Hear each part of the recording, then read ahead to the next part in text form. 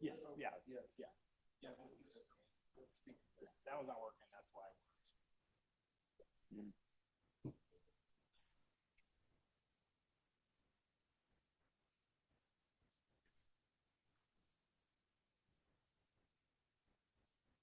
Recording in progress.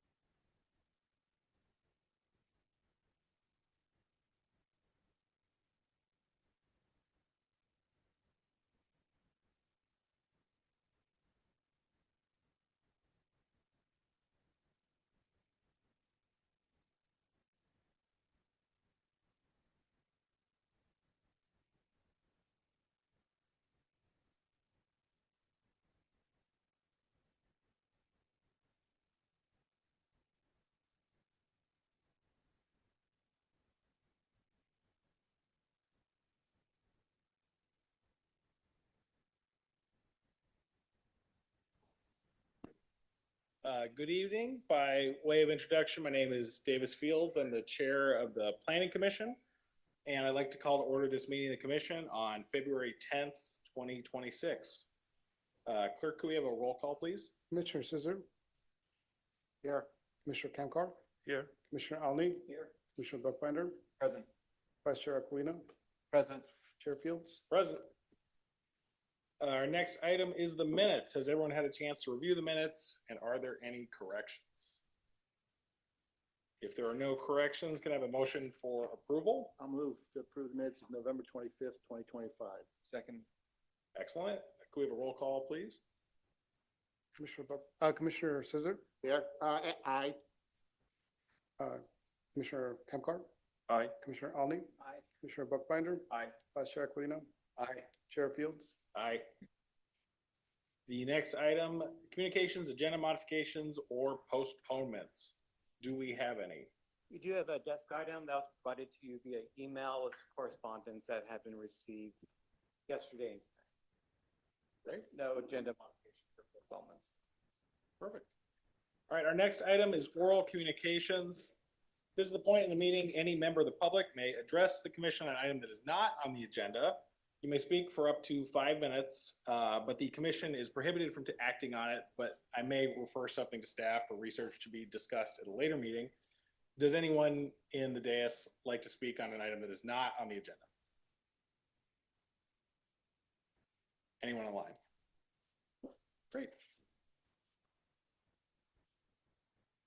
Before we start the meeting, I want to give a quick overview for how we do these. For each item, I will announce the item. Staff will give a presentation. The commissioners will have a chance to ask questions about the presentation, and then we'll open the public hearing and ask if the applicant wishes to speak, followed by any members of the public who wish to speak.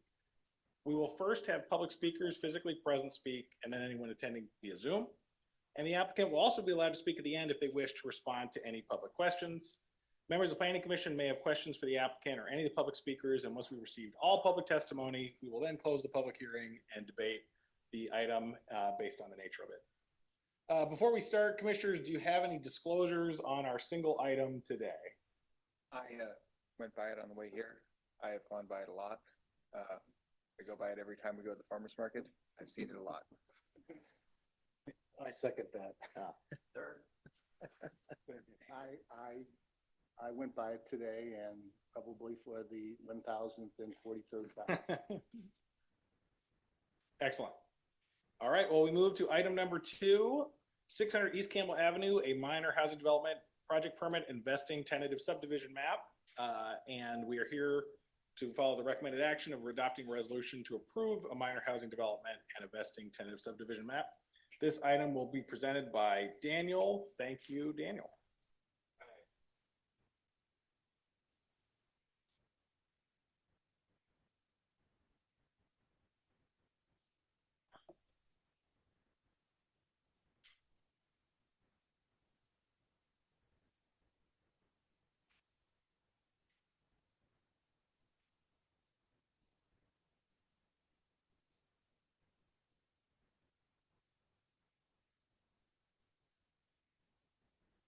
All right, before you is an application for a minor housing development project permit and tentative vesting map with use of state density bonus law for property located at 600 East Campbell Avenue.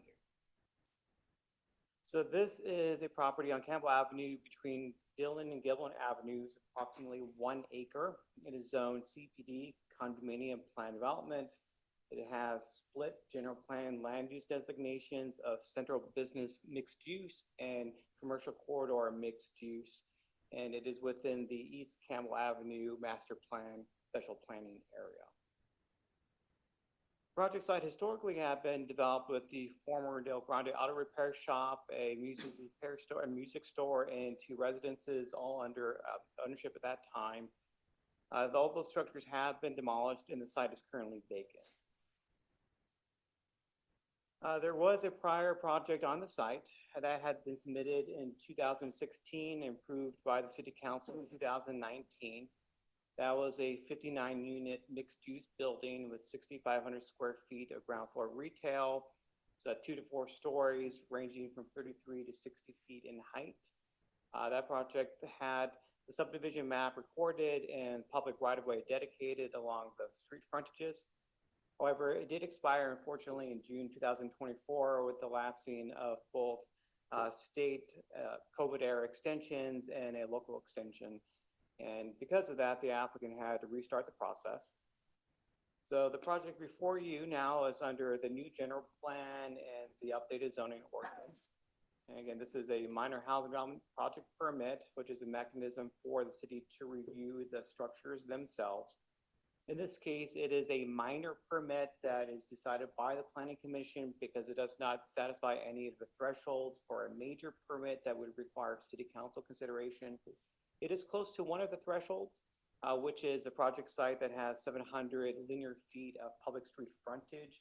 This is about 625, but it is still below. So the commission's action is final unless the decision is appealed.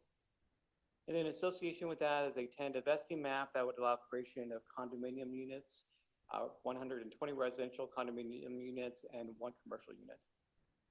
So the principal project as shown in the plans before you is 90 units, but the applicant has requested and staff has included a condition of approval that would allow up to 120 units to be exercised via the city's recently adopted small-scale unit density bonus ordinance that went into effect this year. And that would only require a ministerial review by the community development director. And as conditioned, the unit count would have to be within the presenting building envelope. However, changes to the window patterning to account for the additional units would be allowed. This project is now shown as 6 stories across the entirety of the site and nearly 75 feet in height. A smaller retail space of 5,000 square feet. And then with 2 levels of residential parking, 111 stalls, and now no retail parking. Here we have the site plan layout. You have garage access via Dillon and Gilman. That 5,000 square foot retail space is located at the Campbell-Gilman corner. The main lobby into the building would be at Campbell-Dillon on the opposite side. And there's ground floor amenity space, including a residence gym located centrally at the ground floor. And there is also a 112 space bike room for resident use. In terms of use of density bonus law, this project uses several provisions of both state and local density programs. So based on the blended density of the 2 general plan land use designations, you have a base allowance of 45 units.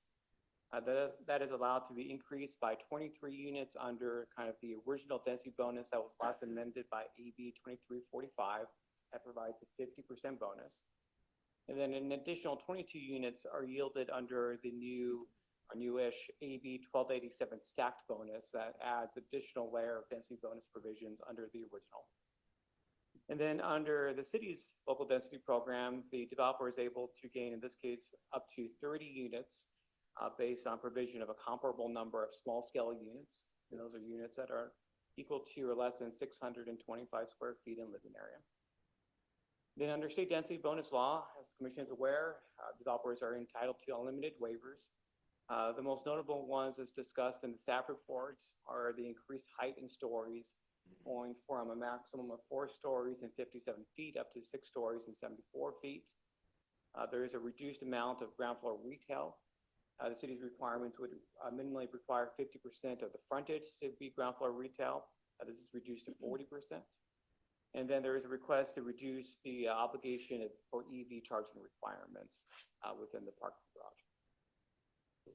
In terms of affordable units, the application would show 7 very low units that meets both the density bonus requirement under AB 2345 and also satisfies the city's 15% inclusionary obligation. And then an additional 6 units to qualify under AB 1287. And then as conditioned, these units are dispersed proportionally throughout the project. In terms of streetscape improvements, as I noted, this application is subject to the East Campbell Avenue Master Plan that calls for wide sidewalks along Campbell Avenue, corner and mid-block bulb outs, accessible ramps, curbside parking, and new streetlights. And the developer also is agreed to provide fully completed signalization plans for the East Campbell Avenue and Page Street corner that basically would make it a 4th leg of the existing signal. And that would be a separate project subject to future funding and city council approval. In terms of review considerations for the Planning Commission, this application is subject to both the Housing Accountability Act and the Housing Crisis Act, which severely limit the city's ability to review these applications and basically apply objective standards, except where a density bonus waiver or concession is requested. That functionally makes the requirements of the city's multifamily development and design standards optional to developer discretion. However, the general plan still must be complied with in terms of density. So the proposed density of 90 to 120 units per acre is consistent with both the CBMU and CCMU with use of both state and local density bonuses. And there, in terms of CEQA, the applicant funded and the city procured an environmental review memo prepared by an environmental consultant that found the application is consistent with the requirements for a Class 32 infill exemption, such that a formal review, either an initial study or an EIR, is not required. Therefore, based on the affirmative determinations of the required findings for a housing development project permit, tentative map, and a CEQA exemption determination, staff does recommend that the Planning Commission adopt a resolution approving the minor housing development project permit, tentative vesting map with use of state density bonus law. And with that, I will take any questions the commission may have. Thank you. Thank you, Daniel. Thorough as always. Why don't we start with Commissioner Zisser? As always. Okay. Nice report, Daniel. It was very comprehensive and answered almost all my questions. Just a clarification on the additional 30 units. We're very clear on how that's going to work. But all 30 units would have to be no greater than 625 square feet. It's not like an average. Correct. Okay. So no more than 625 square feet for those additional 30 units. Well, so the developer would provide, 30 units that are small scale. In exchange, then they would get 30 additional bonus units. Those bonus units are not size restricted, but the overall project still needs to be below, I believe, 1,250 square feet, which they will be. Okay, so, but there needs to be the 625 number then. There needs to be at least 30 units in the total project? Correct. Okay, okay. The other thing I I didn't see, maybe it was on thing, the breakdown on studio, 1 bedroom, 2 bedroom, 3 bedroom. Do you know what that is off the top of your head? I don't. I mean, there's a pretty detailed table in the plan set, but maybe the developer can speak to that more. Okay, all right. And those numbers are going to change as well based on the modified project. Okay, okay, and the bike, I was just curious about where, how is the bike area accessed? You know where that's accessed and how it gets in, how people get in and out with the bikes? Looks like it's behind the fitness center. And I don't know, are they just gonna ride them in the fitness center? That's probably an operational question that the applicant can address. All right. There's a door into the bike parking area from the parking area, so the ADA space. Oh, okay, right there at the bottom corner there? Yes. All right. Good catch. Okay, let's see. Okay, so it said in your write-up that the most notable waivers were those three, the 40% retail, the height waiver, the EV charging waiver. Are there other waivers that weren't listed?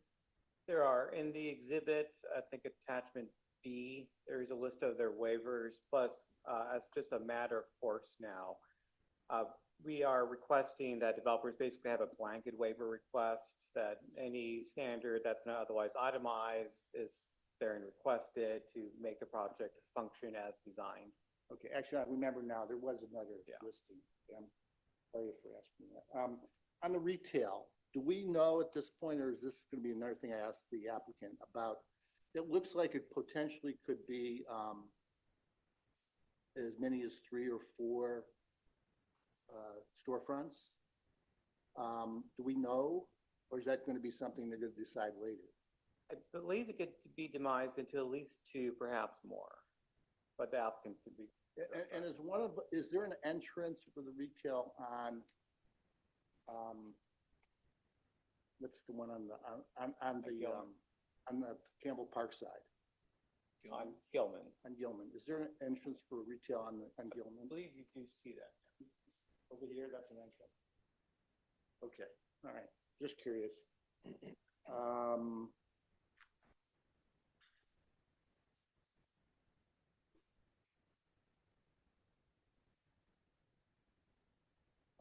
Oh, and I just the retail, is the retail have the same kind of rules and that apply to the downtown in terms of the specific retail requirements of downtown? Not quite. So the downtown proper within the loop streets has its own very bespoke zoning, but there is a similar but different retail standard zoning for the master plan areas, and that extends through East Campbell Avenue and down Winchester Boulevard. And that does try to speak to more kind of traditional storefronts. And there is a condition of approval that actually speaks to future uses being consistent with the zoning there. I mean, just to be honest, my concern would be that, that we'd end up with 3 more salons there.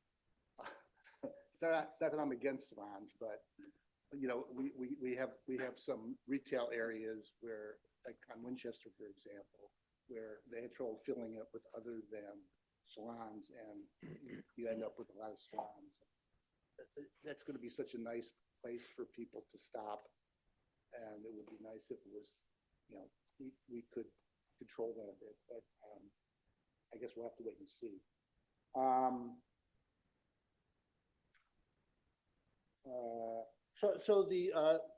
It's possible this project could be finished, and then the whole crosswalk thing has not been put in yet. The whole lighting and crosswalk changes could still be in process.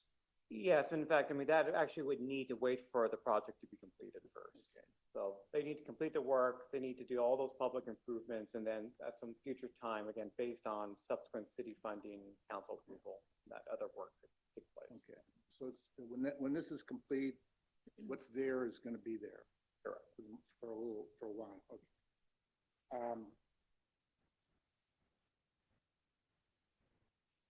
That's all I have. Thank you. Commissioner Tomcar. Thank you, Chair. So you had mentioned that the lots were already, the subdivision was already recorded last go around. So does that mean the lots are separate now and they have to put them back together? Well, prior to this, there was actually, I think, 4 or 5 smaller lots. And that prior map combined those lots and then allowed for the creation of the 59 condominium units. So they would just file a new map. So the lots, it's basically a 1-lot subdivision. The lots there, it's just the allowance to create the legal fiction of individual air parcels. Okay. Be increased to upwards of 120. Okay. The next question is, so if the, let's say the unit count reached 120, are they allowed to go higher or 75 feet the max? Well, the condition of approval would allow the director to approve it up to 120 within the existing building envelope. If they wanted to go larger with more units or taller building, they would need to come back to the planning commission. Otherwise, they have to fit it within the same. Well, even if they could fit it, the condition is currently limiting, so they couldn't exceed that 120 without coming back to the planning commission. 120 unit count, not Equal, 120 feet. Correct.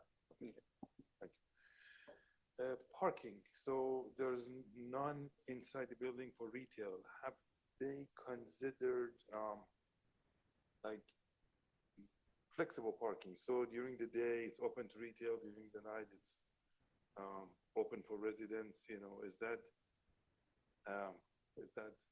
a possibility or they already decided? I mean, that would be their decision. There's no limitation that would prevent them from voluntarily creating a shared parking arrangement. Okay. And speaking of parking, is it detached from the units? Would they purchase those separately or does it come with? So in the initial period, so they're likely going to rent out the units. And as a rented project under a recent law that's referenced in the conditions of approval, they're actually obligated to unbundle the parking. So if they're renting the units, the parking spaces have to be under functionally what's a separate lease. Okay, so they can rent those separate. Now, in the future, if and when they do sell them as true condominium units, a lot of developers, they will map the project to allow for future ownership, but hold it for interim period and rent it, and that's perfectly normal and acceptable. But yeah, it's AB 1317, so condition of approval number 9 basically just confirms that law applies to them. But when they sell them, then they could sell the parking spaces in association with the unit or separately. There's no limitation from this approval. So, okay. And then just for the benefit of the audience, so these waivers apply when there are BMR units in the project. Correct. If there were no BMR units, the waivers would not apply. I mean, technically, smaller yes, but every projects. application virtually is subject to at least a city BMR requirement, which almost always gets you to density bonus or nearly there. Well, on smaller projects, for example, like if somebody was doing 4, That's true. then there's no. Correct. Okay, there's no requirements there. Okay, and then the other question was what CEQA, so they did the analysis based on 90 units, and they said no traffic, no noise, no thing effects. The What if- CEQA analysis also did contemplate the increased option to increase the unit count. Okay, But realistically, I mean, this is a very classic infill project, as typical as you would expect. Right. I mean, there was remediation work that had been done before, and so the prior CEQA analysis for the prior project was a bit more complicated. But since all that work has been completed and signed off by the county, it's really no longer an issue. Yeah, there was soil stuff, things like that, right? Yeah. Because that had been a body shop Yeah, and towed. exactly. so the reason I mentioned the CEQA is that I just want to make sure there's not going to be any delay if they decide to go to 120. CEQA says, hey, I did the analysis based on 90, now there's 120, let's redo the CEQA. That's correct. It's already. It's already baked in. Okay, those are my questions. Thank you. Thank you. Commissioner Alney? Yeah, so within a half mile of this existing project, there exists retail that has open, free, and available parking spaces. And I'm wondering, because I didn't see any analysis, if there was a determination that existing residential or commercial parking within 1/2 mile of this project would be adversely impacted. No, there is no basis for that form of analysis.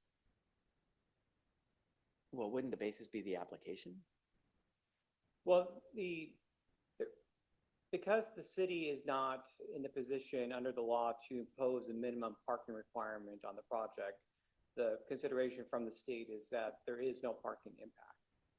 And there's no parking impact under CEQA either. So parking under the law is really no longer of any consequence within this half mile Because area. it's interesting, because the law that you talk about, government 65-863.2, starts by saying there won't be any enforcement for retail or commercial or housing. And then it goes on to say, but existing residential or commercial parking within 1/2 mile of the housing development project that is materially impacted can be a basis to returning to control. Do you agree with that?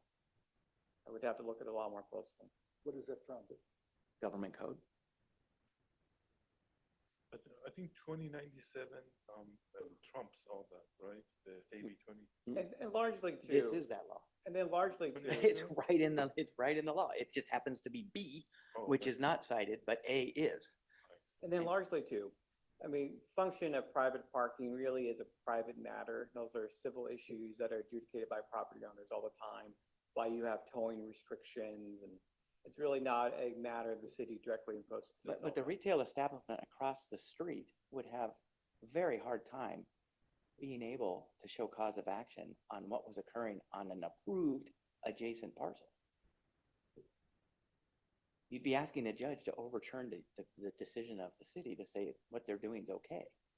Because the city, if they wanted to say no, could have said no, but didn't. That's my basis, and that's where I've been trying to get a clear understanding from staff. Is my lawyerly reading as an attorney correct or not? I don't think the city can say no in various. I'm cases. reading it. You should check it out. I think you'd find it interesting too. Can you restate the section? 65-863.2. A says no control. B says unless it adversely affects.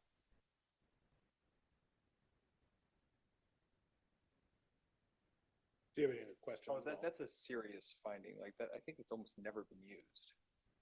Well, that's why I'd like to see the analysis in the applications, because it's kind of the heart of the matter for all of these things we're now doing. Wouldn't you agree with that? And I get that this is a heavy subject and very difficult, but it's the heart of the matter. I disagree that parking is the most important thing here. Oh, no, I mean parking in terms of allowing for the extra spaces, the ungoverned space, the no spaces for retail. And so I would also highlight too, so there's also the city's inability to impose a minimum parking requirement under AB 2097.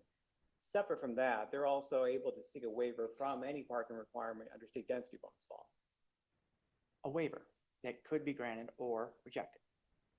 Not likely rejected, because the basis for rejecting a waiver is a documented health safety violation or violation of state or federal law. Or in this case, as I'm reading it, a determination that other retail, commercial, or housing establishments within a half mile are materially impacted. I mean, obviously, it's not some trivial thing. So you're talking about specifically because there's no parking for the retail? Right. Okay. Internal.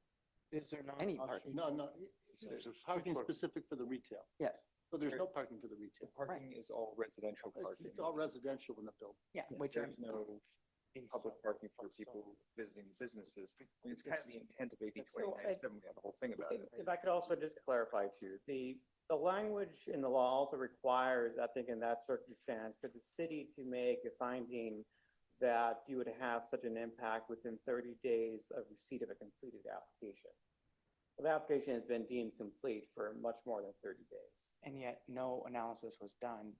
And before I go too far on this, I just want to make sure what I've read is what I've read, and that I've read it correctly. Because if I'm just wrong, I'm not going to make a bunch of assertions that are wrong. But if I'm reading it, when I'm reading it, then yeah, my next question is gonna be, so why wasn't an analysis done within 30 days?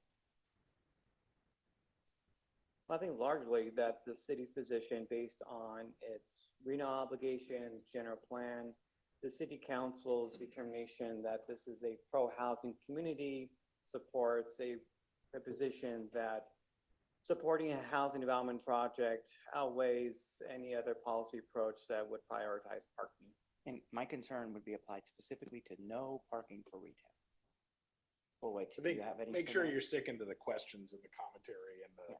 so like, do you have another question for them on this No, issue? I just want to know if this law is correct and whether or not it applies, if it is in fact limiting or not, because I think we're all going to want to know this. Maybe not for this one, but in general. I mean, maybe you guys don't care about retail and the parking spaces for it. I'll bet you that retail across the street does, though. Well, they could, I mean, I think what Daniel told us is they could have filed or said something and nothing came in. No, it was the city's job to say something within 30 days. I don't think it's necessarily the city's job to advocate on behalf of parking over any other particular consideration. And again, as Daniel Then we said, waive, then we waive our right to complain now. right, I mean, this is not our Am I first right AB or no? 2097 project. The Yes. city has not tried to push back on any of them, I don't think. Other than, this isn't housing, remember. So yes, Commissioner Only, as you're reading it, there is an exception. City can make findings about parking. Yes. But as Daniel has stated, the city has a policy of encouraging this. There's other ways around their ability to not have parking for retail. There's other ways around, so, So, like, so the this waiver. protest wouldn't be effective anyway, is that what you're saying? I'm sorry? This finding wouldn't be effective, is that what you're saying? No, you could make a finding. And it would yes. be effective at imposing restrictions pursuant to the previous, parking rules. I think he's asking if it wouldn't matter if we made that finding because they just use a waiver anyway. I don't know that off the top of my head. Okay, Yeah, I'll have to look at it. And that would also add to that, I mean, any such finding would require, I mean, preponderance of evidence in the record, which does not exist. because we didn't try to make it. And the preponderance of the evidence is a standard for almost everything. If this was not a 2097 applicable project, then the amount of parking it would take for the 5,000 square feet have been probably 4 or 5 spaces, right? It wouldn't have been 30, right? Yeah, I mean, So, Probably. so we're which- talking about 4 or 5. So in this example, not only did we not say anything within the 30 days, I'm just trying to not have us be in this position again when we really, really do care. And I want the public who's here to know, one, there's nothing we can do about it even if we wanted to. And two, now you know, you got 30 days, not here and now to make the complaints now. Do you have any other questions? Nope, I'm done. Okay. Thank you. Commissioner Bookbinder. I have a question for staff, which is, okay, so they're doing a flexible application in anticipation of the city council passing a small unit local density bonus program. What's the state of that? Is that uncertain? Are they waiting on final plans until It that's actually in? did pass, so it went into effect earlier this year. It's just, instead of having them submit a whole new round of plans showing the full unit counts, the arrangement just allows a little flexibility and allowed us to get to this hearing. Okay, so I guess I'll ask them which project they're planning on doing. Is there any, I can ask them this as well, is there any planned integration with the multimodal plan, given that this is, they have bike lockers and this is like right in a downtown destination? Is that at all related? Yeah, unfortunately not. I mean, if there are any policies that would come out of that in the future, they couldn't be applied here. Okay, I just noticed there were some street improvements and I didn't know if those would conflict or whatnot. Yeah, I mean, the street improvements, I mean, that's all reflected in the East Campbell Avenue Master Plan, which you do already see a lot along the corridor where it's sitting at right of way. Okay, that's all I have. Vice Chair Aquilina. Thank you, Daniel, for a very comprehensive report and to the presentation, all the drawings, very clear as to what's going on. The one question or just clarification I have, there is off-street parking in this area, correct? There is down the side street. No, off-street, like parking along the street, off-site parking. So I'm sorry. You mean Public- on streets? On-street parking On-street. is available if needed for the retail or for visitors, guests, et cetera? Yes, there is on-street parking along Gilman, Dillon, and along Campbell Avenue. Okay. The second, comment I had was, and this is just purely aesthetics, but the east elevation, is got the least amount of delineation on it. And, I know it's mixed use, commercial, residential in that area. And I was just hoping that we could see a little bit more of the architectural elements on that elevation as well as the other three sides. So, I mean, I know it's cost money, et cetera, but just as a going forward thing, it's what I'll be looking for more of. And it's the analogy of, you know, when you frost a cake, you frost all sides, not just three. And then, the other thing I've noticed that there is a project being built adjacent to this project at this time, correct? There is. And is that, are those single family residences? What are those buildings? Those are going to be townhomes along the Gilman side. And those will butt directly along the side of this site. And then there is also a small 10-unit apartment building on Dillon. Okay. So is there gonna be any impact of this building on that or that, those buildings on this for construction or just et cetera, noise? It's, The two development teams have been in communications, are fully aware of each other's work. that's all I have. Thank you.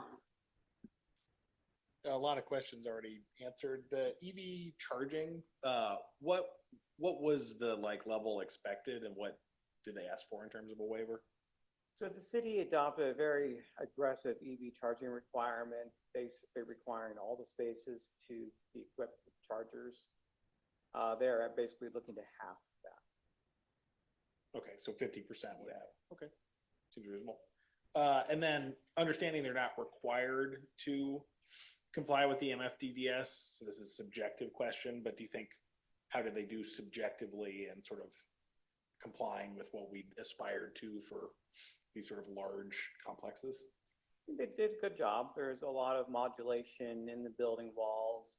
You do have a very strong base treatment that's separated from the upper stories. And I think it largely does comply with the spirit of it. I mean, there are probably a lot of more subtle points that are hard to comply with. I mean, the MFDDS is a very complicated document, but I think the large thrust of it, they've complied with. All right, thank you for the commission questions. We're now going to open the public hearing. So this follows the Campbell City Council's guidance on time allotment. The applicant can speak for up to 5 minutes and members of the public can speak for up to 2 minutes on each item. The applicant is welcome to speak. You're not required to, but if someone wants to come forward and talk, we'd love to hear from you. If you could just identify yourself and then tap the red light to unmute. There we go. Excellent, thank you. Appreciate the presentation, Daniel, and good evening to members of the Planning Commission. I'd like to just take a few minutes to reintroduce ourselves and explain why we are back here again. We came to Campbell 10 years ago with the belief that this is an amazing city with an amazing downtown and more people ought to be living here. We spent time with staff to approve the project. We spent time with the Santa Clara Department of Health to clean up the site. My colleague Gina was for this iteration of the commission in 2019. We secured approvals for 59 units. We spent millions of dollars and considerable efforts to finish our plans and also to start construction. And we ultimately removed 3,000 cubic yards of contaminated soil and started public improvements. Of course, COVID struck at that time, and for reasons completely outside of the city of Campbell, we made the difficult decision to pause the project. But that pause came with a silver lining. That silver lining is an embrace of density by the city and by the region and also by the state. So we've taken the time to take one step backwards, but to come back today, we're proud to present a project with 116 units. And we're happy to go through some of the questions that you've had today. This is a better project with more units, will bring more residents, more wallets to downtown. Brings twice the number of affordable units, more than half of those affordable units would be at the very low income level. And so I'd like to also take this time to acknowledge the patience, the public's patience for our site. I understand it has not been in excellent shape, but our commitment is to, upon the approval of this project, is to move swiftly towards construction, build out those improvements, build a great project for downtown. So I'd like to turn the podium over to Ray of LPS, who will give us a very brief architectural digest of our project.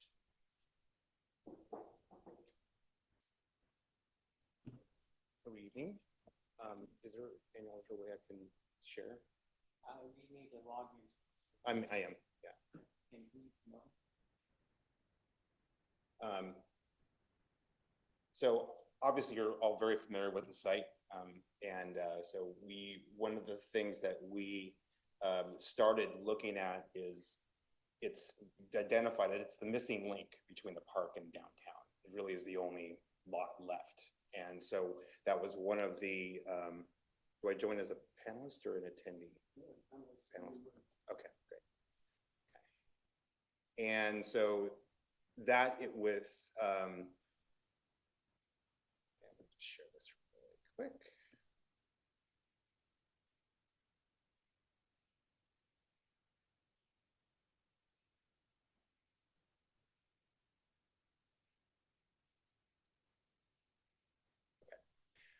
So that with, considering that, and we looked at this through three kind of design lenses.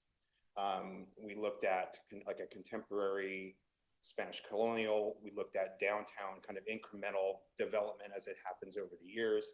And then we looked at a pretty common contemporary approach with some enhanced detailing. So Daniel did a really good job of showing how how the ground floor is laid out.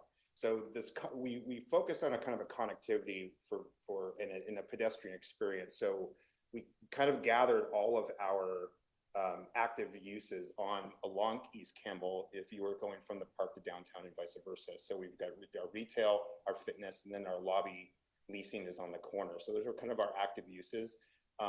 Some of those spaces have two-story spaces. We have a fairly tall floor-to-floor height at our ground level anyway, so the retail space will have a nice 13, 14 feet floor-to-floor height there.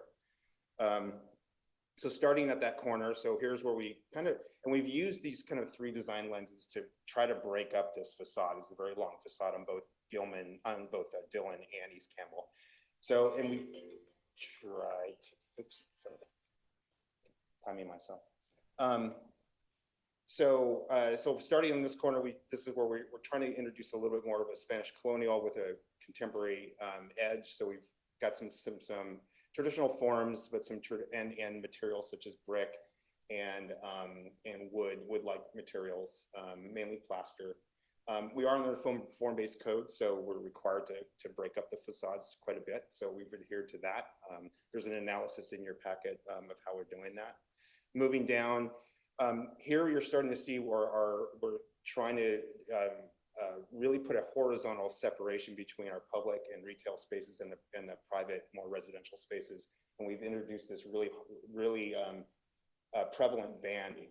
So that's kind of it's basically a two-story space. So so this is the pedestrian experience when you're coming down this, the frontage. You've got street improvements, as we mentioned earlier, with street trees and enhanced pavement along with this tile base, brick accents, and this taller floor-to-floor ceiling at all of our active spaces. So it's kind of starting to introduce more of a traditional downtown feel. Here's a detail of that corner.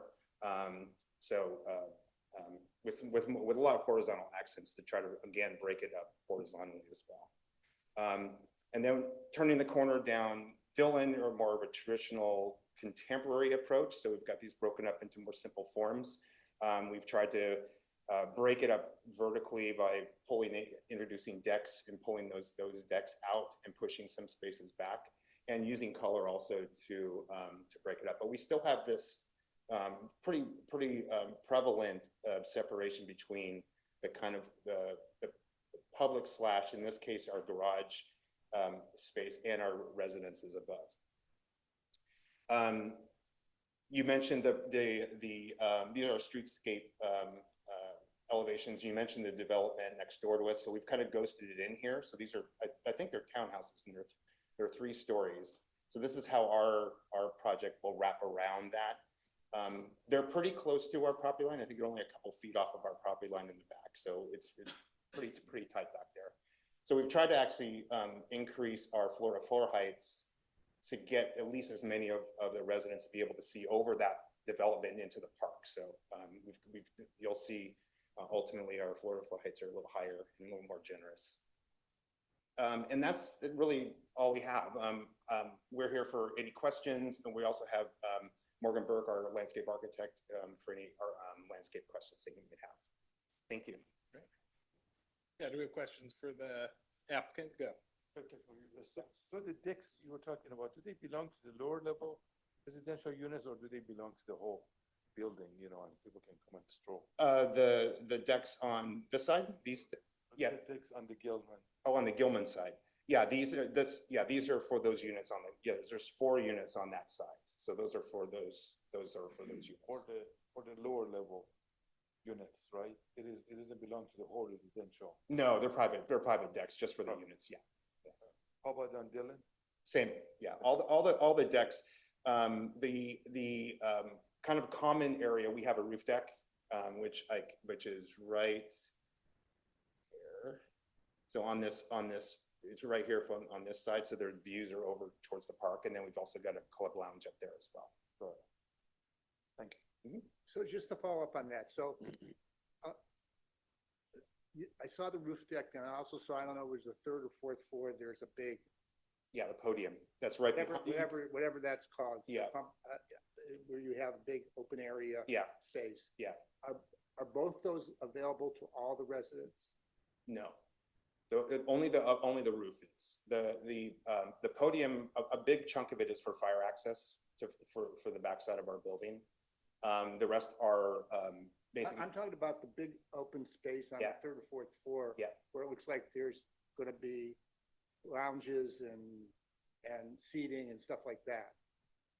The only seating we have, outdoor seating, would be up on the roof. Up on the roof, Yeah, okay. All right. And the roof is available to everybody, correct. Yeah. okay. Well, I had asked about the retail. You're, at this point, you don't know what retail you think is gonna go I in think there. that's a question for Jeremy, if you. Yeah, thank you. We're talking about the retail. In principle, we view our project here not just as a residential building, but we are a node between downtown and the prune yard. We've talked to a few folks in the brokerage community. At the end of the day, I can't tell you exactly what that retail is going to be. I can probably tell you what it won't be. It won't be a restaurant, probably won't be a hair salon. But we're looking to retain flexibility for a neighborhood serving use where the real node, real heart and center of it will be in 2 places, downtown and prune yard. And we're looking to serve those park users. We're like to serve the pedestrians walking between downtown and the prune yard. I think it would be appropriate to comment on parking here. I think we have thought about this quite a lot. At 5,000 square feet, in and of itself, it's not its own retail ecosystem. We expect our users to embrace the downtown and be part of another retail or community experience for walking by our property. With that said, we have indicated that our parking spots are for residential.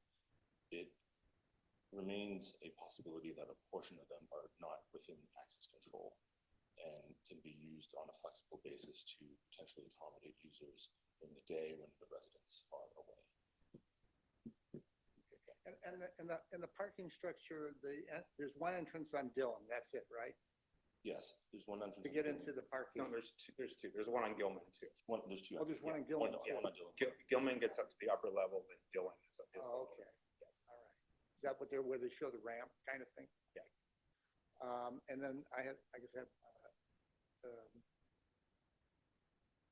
don't have anything else except I push for an ice cream or a sandwich shop. Cause you got the park right there. It's just great, yeah, Yeah. it's a great location for something. Other questions from commissioners?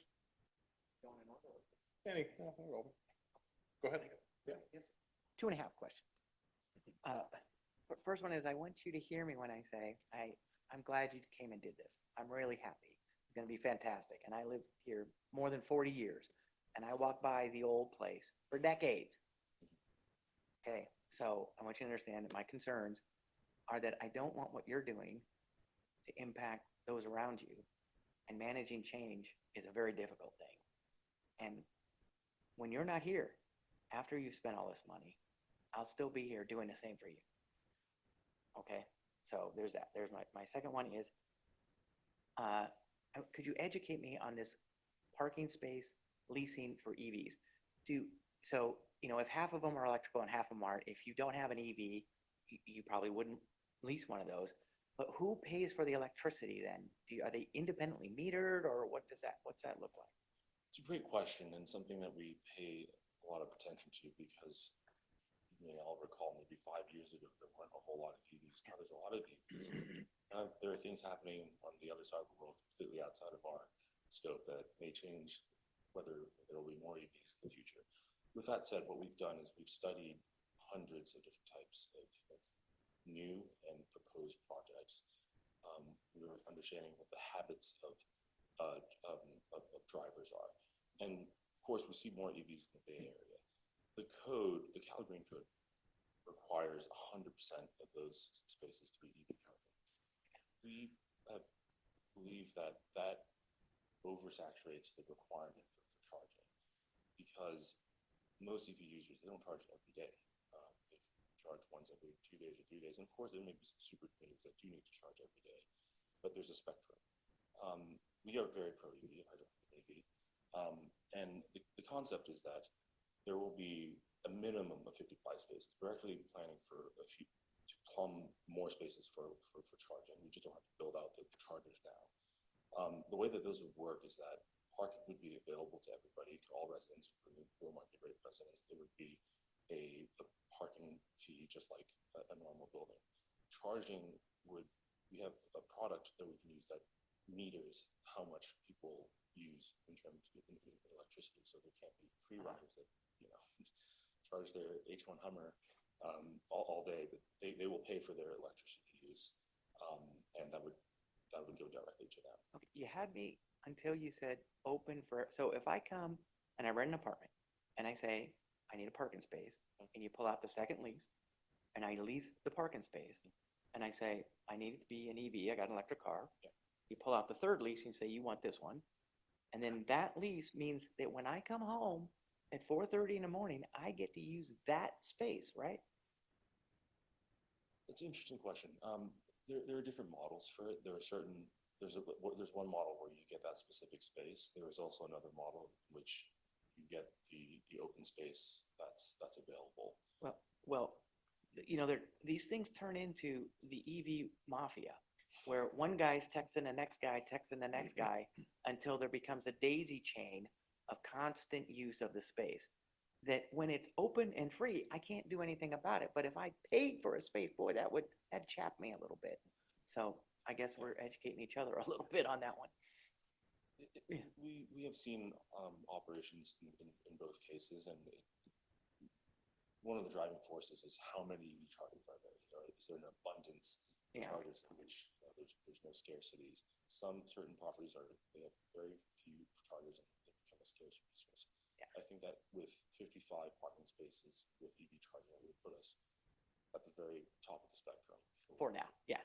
For now. Yeah, which is great. Okay, I'll do my half a question. And I call it a half because it was from a comment from the public. Can one of you comment about how much shade concern there is with this building overlooking a park? And I'll just leave it there because I don't have more to add about this. That's a good question. I don't think that there is a big concern about the shade our building down the park. I think it's far enough away that, and that's a kind of it's a southwest, orientation. So we haven't done an analysis if that's what you're asking, but it wasn't a concern at the time. I don't think we're that tall enough to cast a shadow in the park. Okay, that's, Can I piggyback on the EV question very quickly? So if I understand correctly, let's say you got parking spaces, 2 rows, the EV charger would be like in a corner where 4 spaces can use that one EV stand, correct? You're not talking about 1 EV charger per space. You would place it in the middle, because my son lives in a high rise that has that exact thing, and he could rent an EV enabled space, or he could rent a non-EV space, but 4 adjacent spaces can use the EV post in the middle. Our plan is so when we said we would have a minimum of 55 spaces, it would be 55 spaces with their own individual charging receptacle that has a meter charging product. So to answer your question, each EV space would have Its own dedicated charger. Right. This side.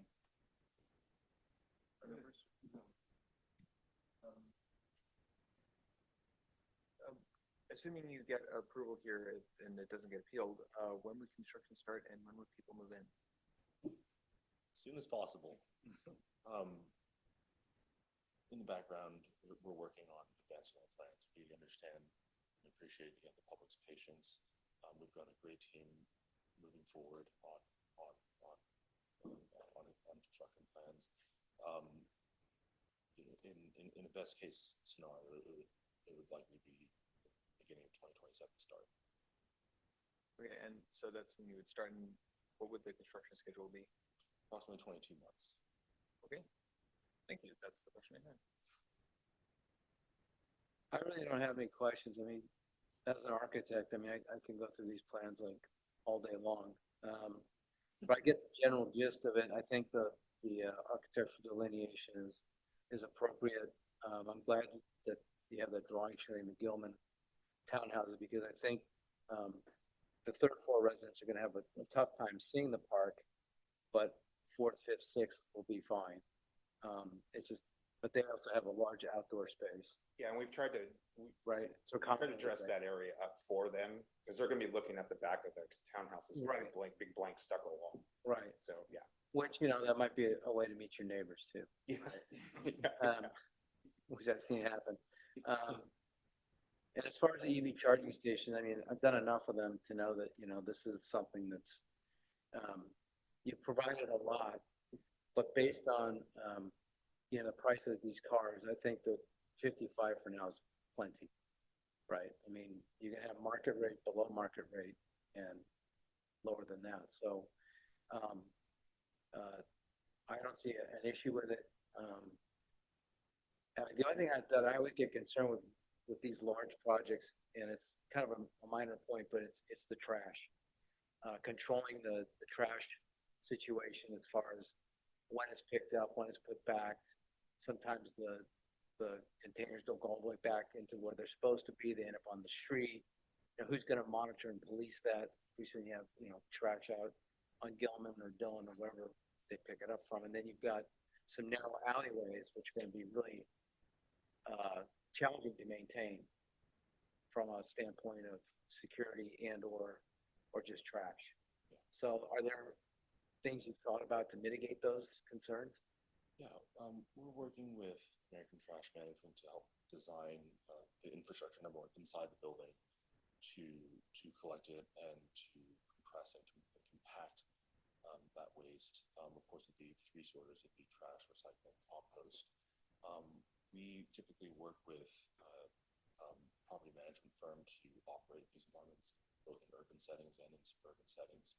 And they are very good at understanding when that needs to come out. There would be a building engineer and maintenance person dedicated to serving the building, of which trash would be one of those.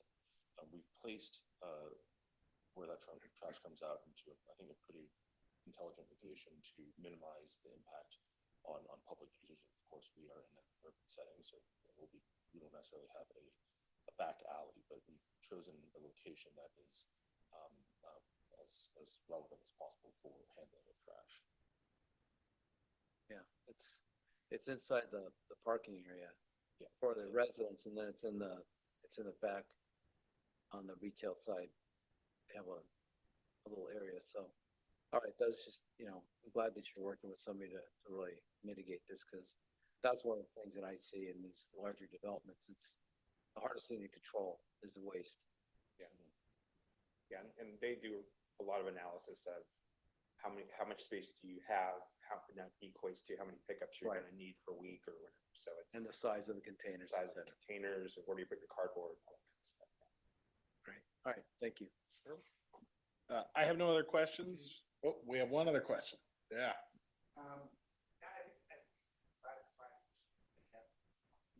More, but my concern is, first of all, I want to know, are you along on whether it's going to be 90 or 120 or somewhere in? 116 is That's what what, I'm yeah, saying, I see what pushback. yes, So if we've been talking 90, and yes. maybe the 120, so you think it's pretty, it's on 160. At this time, we're fixed on 116. So, and the number of parking spaces is gonna still be 111. It's correct, yes. So, I know there's nothing to do about it, but I just wanna know, so there's no plan yet in terms of how you assign spaces. It doesn't have to be like, a certain number, there's 116, but there's 111 parking spaces, and I can be pretty sure that there'll be more than one car for a lot of those places that are going to bought, or rented. And so we understand that we can't do anything about that, and so, but the question I have in terms of just practical, but the sign spaces are not, it sounds to me like you're not going to sign spaces necessarily, and it's like, I would be concerned that there's going to be more cars than our space in the first place, so that people, they're not people who will be able to have assigned spaces closed initially, and to be assured that that space will be there for them when they get home.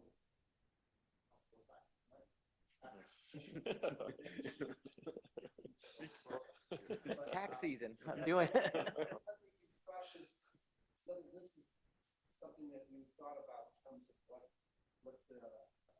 how to manage this issue, because I see potentially there's going to be overflow into the neighborhoods, and there's not a lot of, there's some for parking, but there's not a lot of parking down those streets. So I just want to hear you guys around.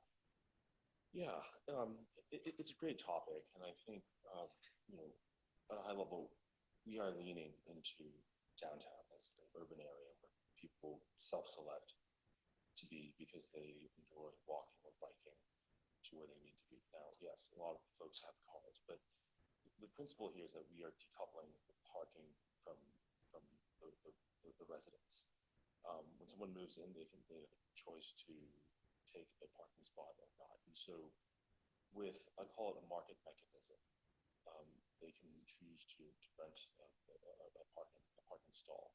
And we have projects in extremely urban centers. We have projects in suburban centers. We find this a good policy to help balance out what the true parking need is. We are one block away from the PTA station. We are a few minutes from all the wonderful services of downtown. And we truly do believe that this type of project in this location works well. I expect fewer than one-to-one parking. We are about one-to-one. We are providing parking one-to-one, but I expect it to maybe be at one-to-one at the beginning, but over time, that number ought to decrease. But ultimately, it's a market mechanism for people to decide where they're going to park. All right. All right, I'm done. Good? Thank you very much. Thank you. Appreciate the time. Are there any members of the public who would like to speak? You have up to 2 minutes. Welcome, welcome.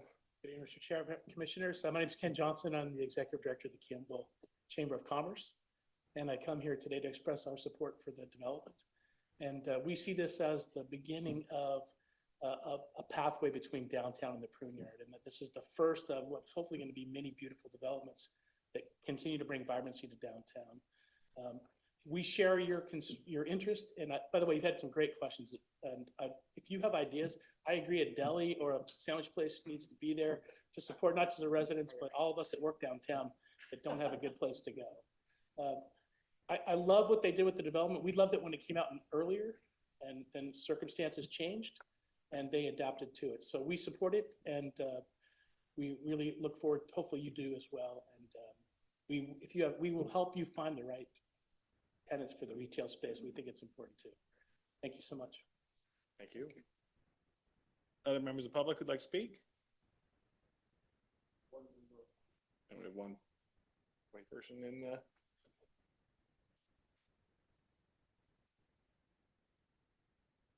So this is a very nice contemporary Spanish colonial building.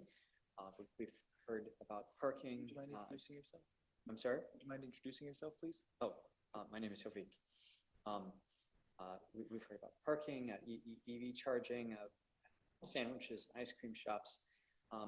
Something that I haven't seen discussed in this is internet connectivity for this area, and in particular, fiber internet connectivity. There's quite a desirable ISP named Sonic.net that's Santa Rosa based. They have some connectivity. I think they're about a mile away from here. And I know that they had challenges with other cities bringing fiber to the region. So is the city helping facilitate the development of fiber in this area and in this specific subregion of the city? And that would be the question. Thank you.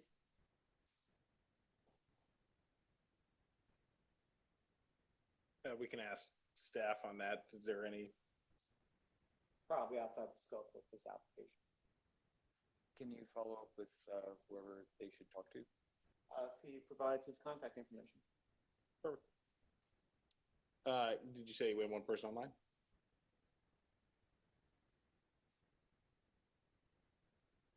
Raja Palala, you're able to speak? Yes. Can you folks hear me? Hello. Yes. Hey, great project. This is Raja Palala, 1216 West Hacienda Avenue. Some of you folks on the table know me. It's been a while. I was there. Great project. I have seen at least 3 projects with rooftop come to this, this table as well as the city council, but none of them even broke foundation.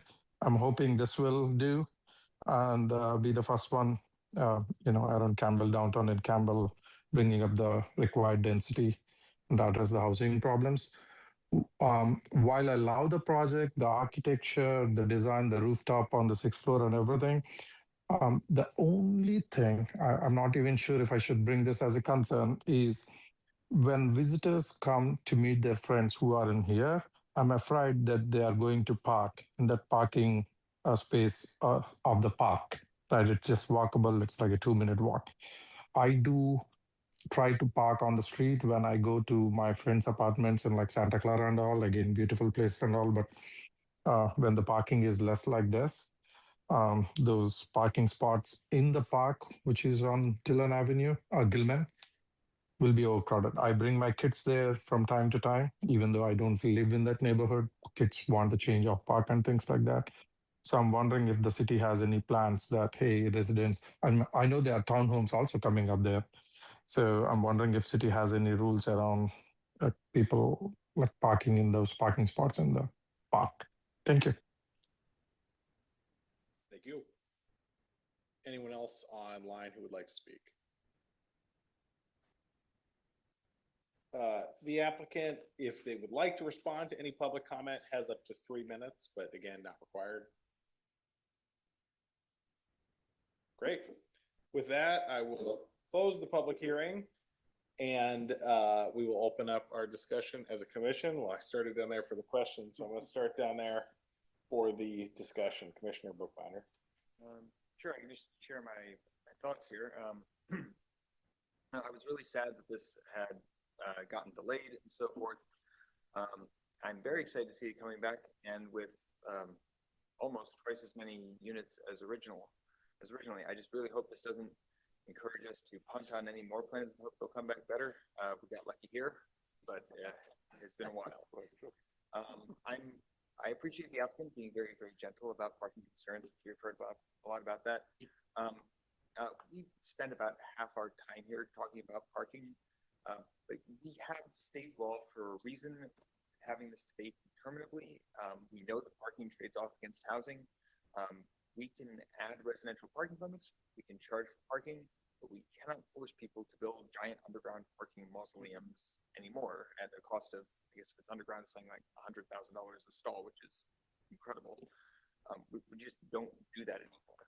And the idea that we're going to try and push back against state law on every application, I really hope we don't do that. That's not really something we can do here. I realize that we don't really have much we can like tell the applicant to do. I'm just glad this is happening. I'm happy they brought this back, and as I've enjoyed taking my kid past the nearby construction, I look forward to taking my kid past the upcoming construction. There will be a construction project to show her for the next at least 2 years.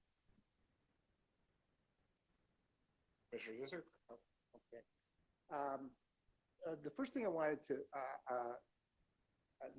we got a late number of emails, and I just wanted to, just for, I don't know if Carolyn Finich is listening in or not, but she lives on Page Street, and she sent in an email expressing a number of concerns, including parking and height and street changes, and those have all been talked about. So there was one thing in terms of her concern about privacy of her and her neighbors on Page. And I just want to say that I actually figured out how far her place is from this place, and it's 250 feet, and the sight line is such that the house next to her will block anything even at the 6th story. So I don't think she has anything to worry about. So I just wanted to say that it's pretty far. It's pretty far away across the street and down the block. So I just wanted to mention that. Otherwise, I'm like Adam. I'm thrilled that this thing is moving forward. I was going to try and beat him to the punch on asking when it was going to be built. So I didn't get that opportunity. I've actually written it down. So I'm not an architect. It looks good. Our resident architect here seems to think it looks pretty good. So I trust his judgment. It's we're going high. This is. We've looked at a couple other high projects, and we're destined to have higher projects, and I think this is a fine place for it. If we have to go to 75 feet, this is as good a place as any to do it. I think it'll make a big difference between that and the one that's going on next to it, that to fill in that area between downtown and this park and the prune yard. I'm sure there'll be more to come at some point, but this is a big one. So I'm excited about it. I don't think we've really pushed back on the parking. We talk about the parking because we're concerned about it. Nothing we can do about it. I actually thought about the same thing that Raja was talking about in terms of whether people will be trying to park in the parking lot. I don't know if there's anything that we can do about that. I think there's limits on there are sign limits there, but I don't know if how much we can enforce that kind of stuff. But it's certainly something maybe the city needs to be aware of, that people, it's real convenient to go over there and park on at the parking lot if you're visiting or even living in that building. So, you know, that's my concern, is the spill off that we see on any of these projects, and there's, but that remains to be seen as to in terms of how bad it's going to be, and that's also East Campbell gets pretty congested as well. So there's a traffic question there, and I look forward to that intersection, those combined intersection being fixed to accommodate the people from the Page Street neighborhood in particular, and then easy access to the parking on the side streets. So it looks really good. I'm excited that we're finally there, and that hopefully we'll start seeing construction happening. So I'm all in favor. Thank you, Mr. Chair. I share my colleagues' enthusiasm for this project. I think it's a great project. It's a great location. I'm really happy you're doing as many units as you are. And I understand, you know, parking is an issue, traffic is going to be an issue, all these things are an issue. But at some point, we have to choose what we want to support. And this one, I think there's a great balance on all those challenges, you know, and provides the units that we need near VTA station. And, you know, I'm the type that I think higher is better, because that gives you a smaller footprint. If we don't go higher, then, you know, the smaller footprints gives you more greenery, gives you more walkability, you know, and so I'm all supportive. Thank you. Again, thank you. And my comment has to do with pushing back on laws. The state laws for housing and building were a pushback against the county and local building laws. And there's a lot of people who think we should be pushing back on federal laws right now. And I'm a tax attorney, and there's a lot of people who think we ought to be doing something about tax laws in the state of California. So I'm all about pushback.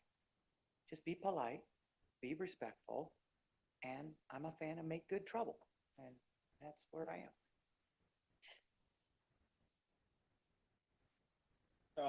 I love this project. I think this is beautiful looking.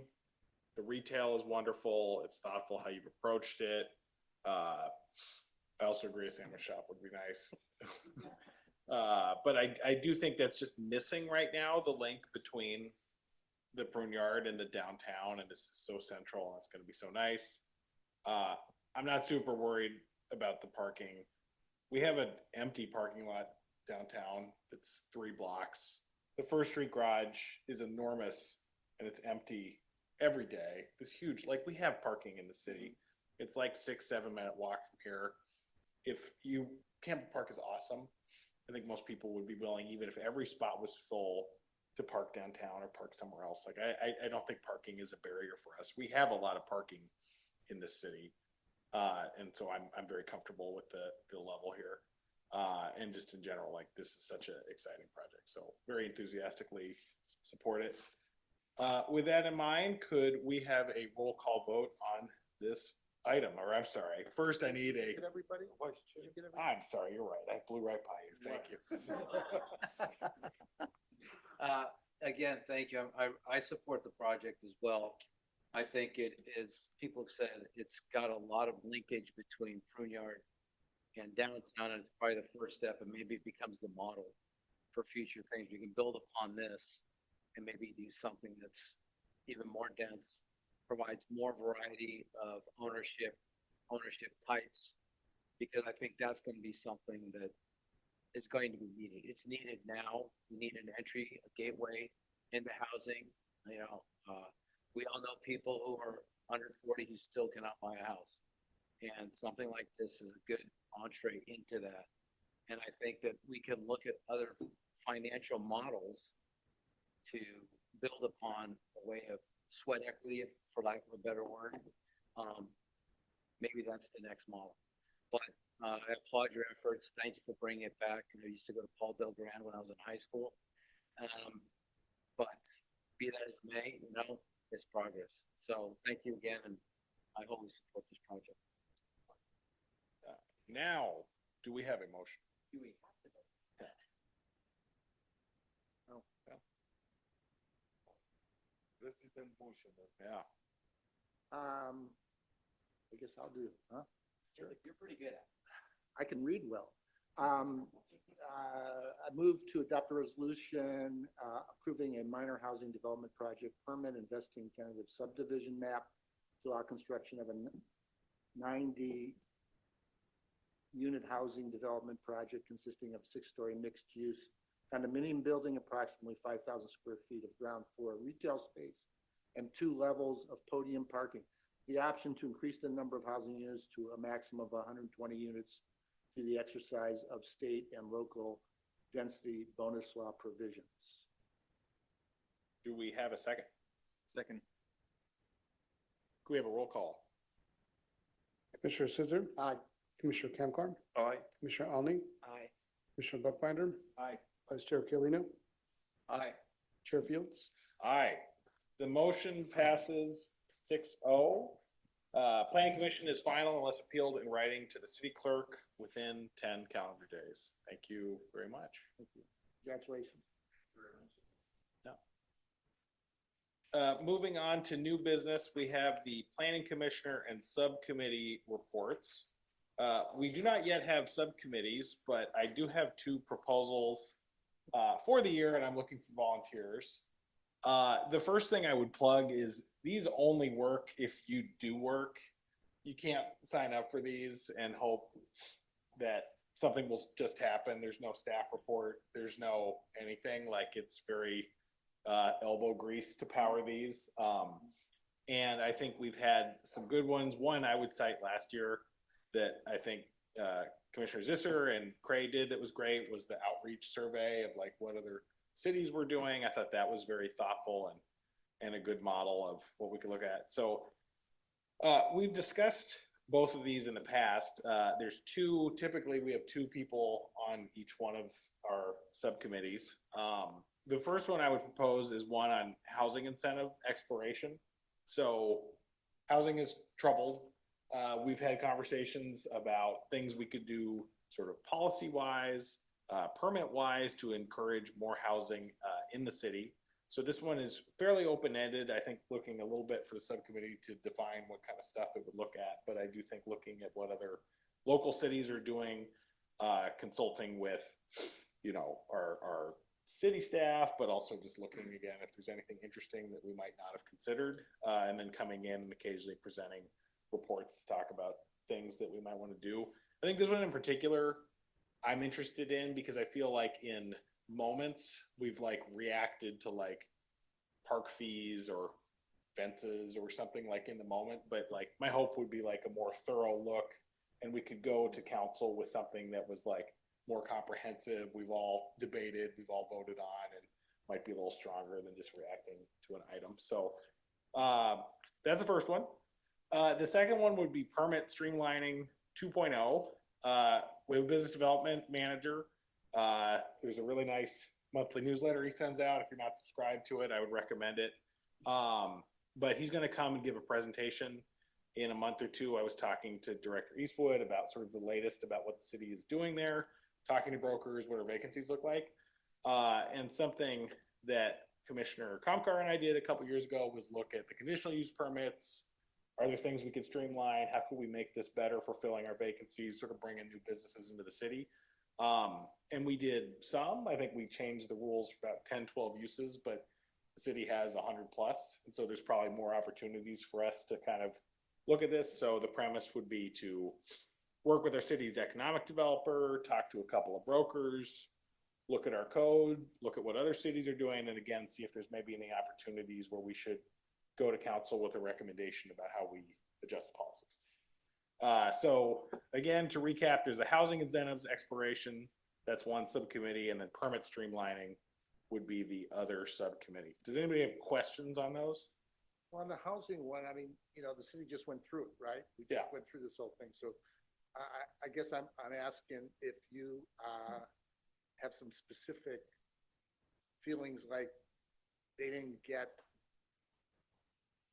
enough, you know, items to look at to consider, and whether or not some have been overlooked.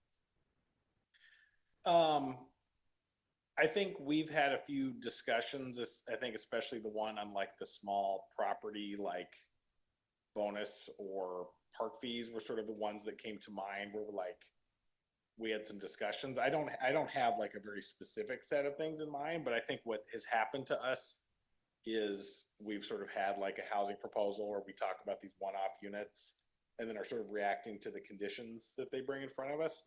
And so I called this one like exploration for a reason, which is like probably to get creative to see if there's something that we had missed or maybe just emerges as an opportunity over the course of the year. I mean, I think if I could add something, I know Yeah. that the city of San Jose, they've been very proactive in getting large-scale projects underway by leasing the land to the developer. That's one thing they just did last year. They leased the land, they own the land, but the developer builds the project. They also have pop-up permitting on weekends. They'll go to a library and they'll have people bring in their drawings and they'll actually talk to them about either getting the permit or what's missing or even issuing it right there. So those are the types of things that I've been seeing as a way of, it's more towards a permit streamlining, but it's also could be housing incentive as well. Like what are the larger cities in this area doing? Sunnyvale's got programs, you know, these areas around us that we're kind of surrounded by that have bigger populations are doing different things to get housing done, especially like in Sunnyvale along the Arquez corridor from Lawrence Station out to the train station. Yeah. Huge developments are being planned. And you know, I actually appreciate your mentioning this because one of my pet peeves is how much it costs to build the BMRs. Mhm. You know, and so I wish we could, like maybe this subcommittee, which I would be volunteering to be part of, study to see how much it really costs, because I have seen estimates as far as like $500,000-$600,000 per unit Mhm. build, and it's like, whoa, you know, why does it cost so much? Maybe because we're building one here, two here, five there, rather than, you know, a nice big project that you know, produces it and provides value. Mhm. You know, and so I know developers do not start project because of the BMR requirements. It just eats too much into what they would make, and it doesn't make sense. So I think we should probably stick to who's going to be on the subcommittees. Like, we could get in the weeds forever with this. Sure. Yeah. So good I would clarification. love to get in the weeds forever with this. It sounds like it's you.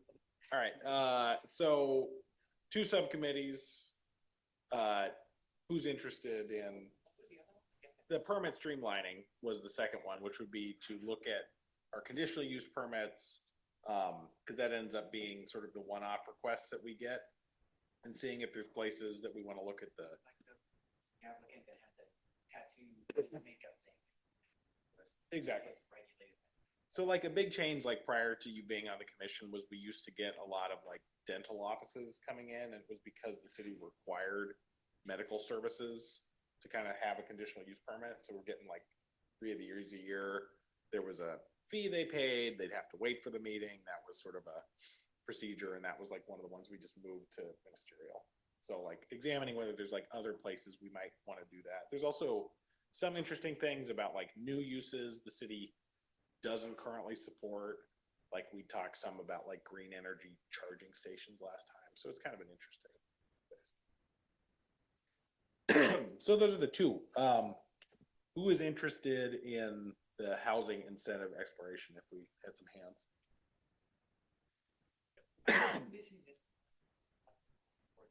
You save it for summertime or We would make these for the whole year.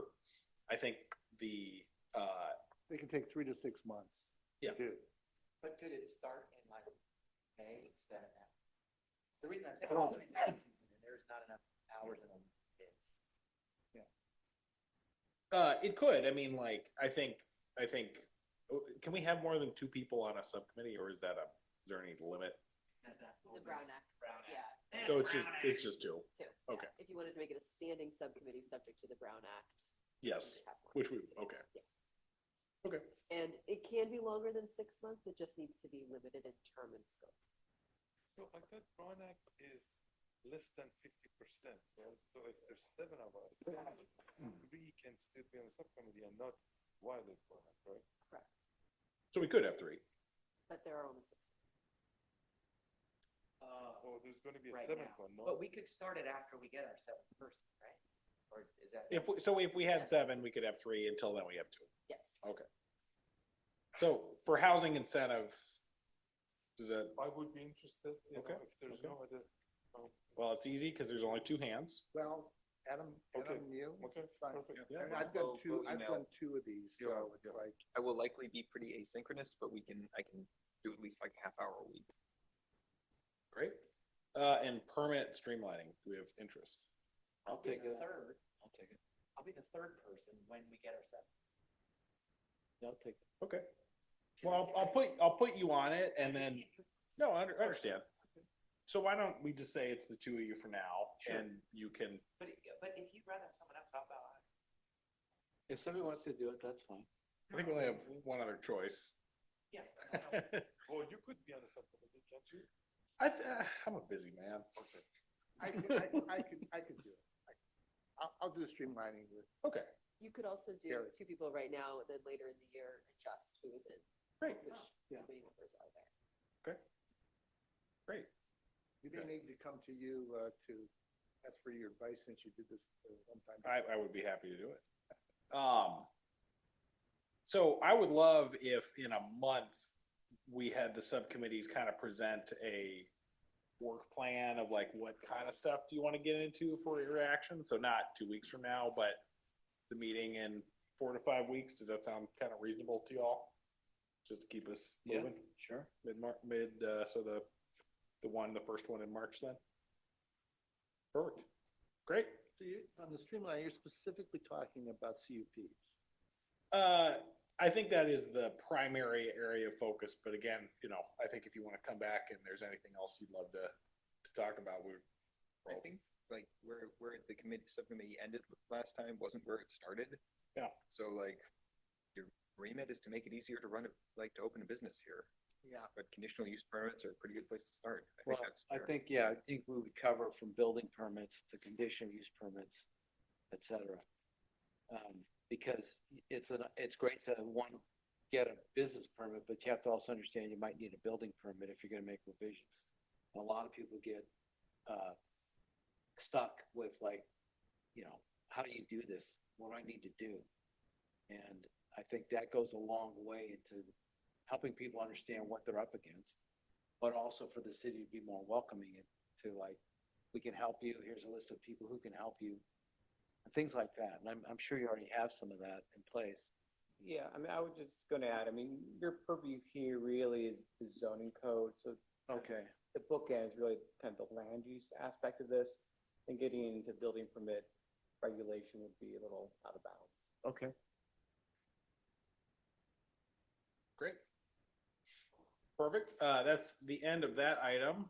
Do we have a report from the acting community development director? They want to provide an update to the commission on SB 79. So SB 79, I suspect some, and not necessarily all of you are aware, is a pretty significant change to the law that is significantly increasing the density requirements around city street light rail stations.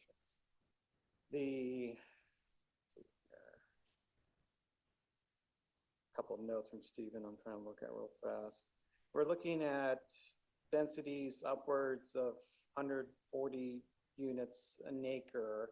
There's a lot of nuance in how that's really shifting, but Stephen's preliminary assessment is that under the law, we're looking at planning for nearly 50,000 additional housing units. So a magnitude of order more than the city's housing element, substantially more.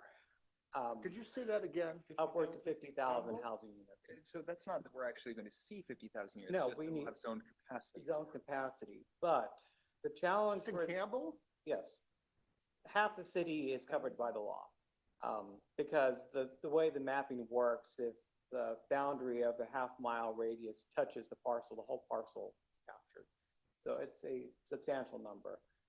So staff, the law goes into effect July 1st. The law is very complicated. It has a couple of key mechanisms, however, that allow for cities to try to adapt the capacities in a manner that can at least somewhat meet local incentives. So we will be going to the city council on March 3rd. We're going to hold a study session with them to explain the law. We're going to be seeking guidance and direction whether or not city council wants to pursue preparation of a transit-oriented development alternative plan. So a TLD alt plan allows the city to basically look at the area where the new density is being proposed and to actually shift some density from one area to other areas that it determines are more appropriate. So for instance, if we wanted to minimize the effect to the historic downtown, we could take some of that density and move it east, more towards the prune yard. That's a very complicated mapping and land use process exercise that the commission would be very much involved with at a fairly substantial cost. So that would be a serious consideration question for the council to what extent they want to put funding and staff resources into that effort. Separately, and as part of that process, the law also allows the city to exclude certain properties from the law. Primarily, those are properties that are listed on a local historic register. So because most of the city's historic properties are within the half-mile radius, staff will be recommending that those historic properties be excluded to retain them. The law also allows for the city to exclude properties that are within that half-mile radius, that actually walking there is more than a mile, because the initial boundaries are just as the crow flies. But because of the freeway, the physical obstructions, there are some properties that simply don't really make sense because you can't physically walk there within a mile. Half a mile of the rail or half a mile of the station? It's the station entries. Yeah, but so there's going to be a list of properties that will be seeking authorization to adopt an interim ordinance on an urgency basis to exclude from the law, protect them. So that's it's going to be a significant change. The broader questions also, because the magnitude of changes on the land use map also affect other transportation and land use policies. We'll be seeking council directive on how all that has to get reconciled. And a lot of this is happening very fast because, again, the law does go into effect July 1st. Well, there's some in Wiener, just saying today that they're expecting extension. Yeah, there is rumblings of looking at changes to the law, but Because of things like the definition of entry. yes, there's many components to the law that are a bit ambiguous. And so we're also reliant on BTA to do their own mapping, which of course they're not doing quickly enough. So we're doing it internally to the extent that we can.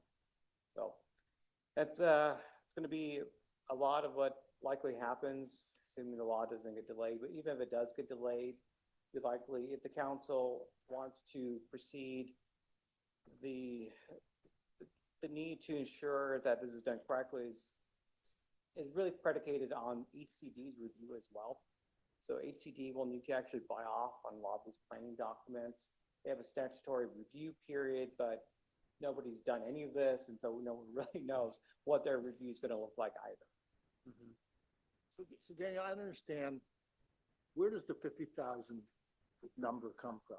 Basically, I mean, it's a little less, I think it's like 45,000 All now, right, but it's basically a function of all that density across all the parcels that are affected by the law. So that's the hypothetical maximum, of course. Many properties are already fully developed with housing that likely won't go anywhere anytime soon. Many properties are too small on their own to functionally be developed without a lot of aggregation of land. But how many housing units do you have right now? I don't. 17,000 roughly. 17,000. So if 20% of this is built, that's 10,000 more units than 17,000 in the city. It'd be wonderful, but that's not gonna happen. Yeah. Like cities had zoning capacity that was a large multiple of, when we have like a shrink wrap zoning capacity, we're saying you can build here, here, here, and here. And as we've seen, like sometimes they just don't build there. Like it doesn't really work out that way. It's a certain proportion that's gonna be built, but it's not, I don't think we should be afraid of that. That's what zoning used to be before all the growth boundaries got put in place in the 70s and our current crisis kind of started. I think this is an improvement. Suffice to say, the challenge too is that, I mean, the city adopted a whole general plan in a zoning map and general plan land use map. So to try to have some semblance of mapping that actually reflects the law, we're having to look at how those maps can actually be reconciled with the law. Otherwise, you would have just a local general plan map that's basically just a fiction because it doesn't actually reflect what the law demands. So there's a lot of potential work, and that's again, a big policy discussion for the council on March 3rd. Tentative date at the moment. Thank you for the report. Stick around one moment at the end because we have a plaque for our departed chair to honor his service that we'll maybe hand over and take a photo right after the meeting. But I would like to adjourn this meeting of the Campbell Planning Commission until our next meeting on February 24th, 2026.